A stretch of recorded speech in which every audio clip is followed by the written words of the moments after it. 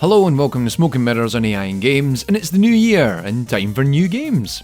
And while I'm actually playing a lot of stuff that's been sitting on my to-do list for a while, I decided after mentioning it a few episodes back to go and revisit a game I played a while back when it was first announced, the Mega Man roguelike 20XX.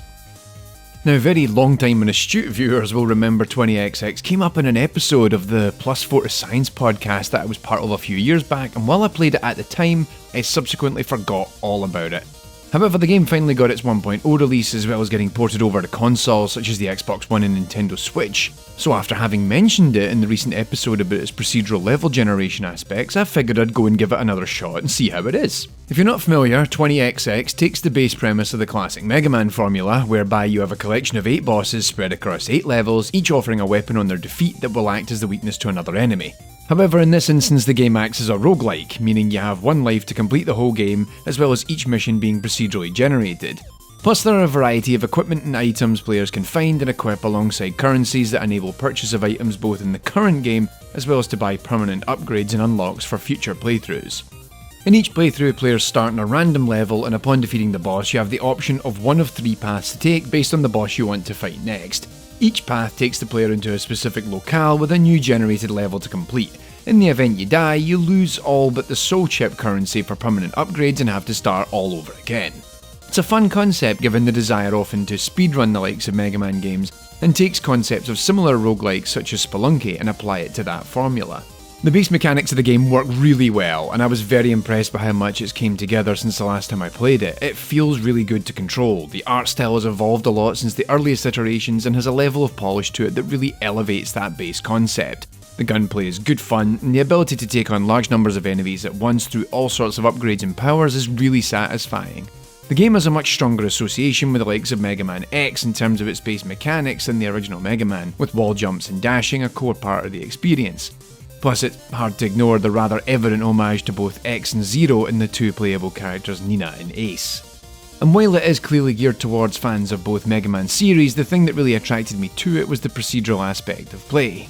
I'd mentioned in a previous video my interest in the idea of how to procedurally generate Mega Man levels, and had actually tinkered with a project in that space, but never got too far with it. So was keen to see how the developers of 20XX, Battery Stable Games and Firehose Games, had put all of it together. I'm particularly keen on examining this new wave of 2D roguelikes that are inspired by classic games and genres, with Dead Cells by Motion Twin being another game that's really caught my attention. Procedural generation tied to old game genres and formats has become increasingly prominent in the past couple of years, and that brings with it all sorts of interesting challenges in creating novelty but also reinforcing core gameplay mechanics. We tried this in the simplest form with Sure Footing, and I've been experimenting with this in one of the other games I've been working on I can't talk about yet. But for me, one of my biggest concerns in this space is making something that clearly has authorial intent, that has a sense of surprise in it, but without it feeling too random that it hinders the experience. For me, 20XX is somewhere in the middle of that space, and it's arising in different corners. The core game itself is fun, the progression through it's great, and I have enjoyed the prospect of returning back to play the game again and again to see if I can improve my basic abilities as well as actually finish the game. The levels themselves do a smart trick in reducing the number of overall zones or biomes that the game can exist within. There's Agnesort, the hot level, Frostor, the frozen level, Sky Temple, the level in the sky, and Vaculab, the jungle level. This works nicely as it helps reduce the content overhead for the level generation system, as well as allows for specific gameplay sequences and level segments to feel more closely related to the arena that the player is currently in.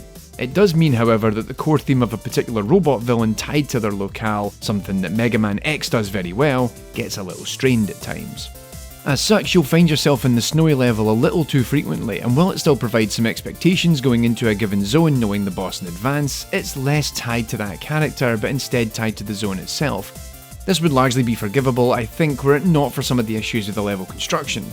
The level generation itself is largely template driven, from what I can gather, in much the same way that Sure Footing is in fact. There are specific start and end points to chunks of gameplay that are then glued together, and there are specific regions of each playable segment that dictate whether another segment can be attached on as a path with additional collectibles or an alternative path to take. I understand this approach well and commend it, but it removes one of Mega Man's more enduring level design principles in that specific segments of play are not repeated in a scalable fashion to encourage gradual mastery. It feels like a challenge, but it often lacks the progression of challenge throughout the levels that I felt going back to Mega Man Legacy Collection just a few months back. Plus, in some instances, the random generation of pieces coming together either becomes predictable after a while, or it doesn't quite gel right. You can sometimes anticipate where the boss door is a little too easily. As well as in the likes of Sky Temple, you can bypass a lot of the platforming. If it just so happens to build a side path that goes high, you can dash off the top of that, and if you're lucky, you can skip some of the more cumbersome sequences. Outside of that, it's sometimes evident when two random pieces have been placed next to each other, as it doesn't feel organic. I find it detracts from what is otherwise a really solid game, where I'd actually prefer if the level design was a little more static and variation came in enemy placement and the available paths rather than building much of the level dynamically. I feel bad now, as it sounds like I'm really jumping on this game when I don't mean that. It's actually quite fun, but me being me, I often struggle to turn off the analytical part of the brain when I'm playing. So when I see something like this, it kind of sticks out to me like a bit of a sore thumb. Ultimately, I think if you enjoy Mega Man style games, this is certainly worth checking out, and I plan to continue burning through it on the odd lunch break, when Wildlands isn't holding my attention. I feel like I still have more to learn and could benefit from unlocking more upgrades to burn through the game faster and more efficiently. Anyone else out there played 20XX? Let me know what you thought of it. I'd be interested to see how it appeals both to people who are fans of Mega Man, but also people who maybe aren't so big on the franchise. Thanks for watching this month's Smoke and Mirrors episode on AI in Games, and be sure to stick around on the channel for new AI 101 design dive and case study episodes too. See you later!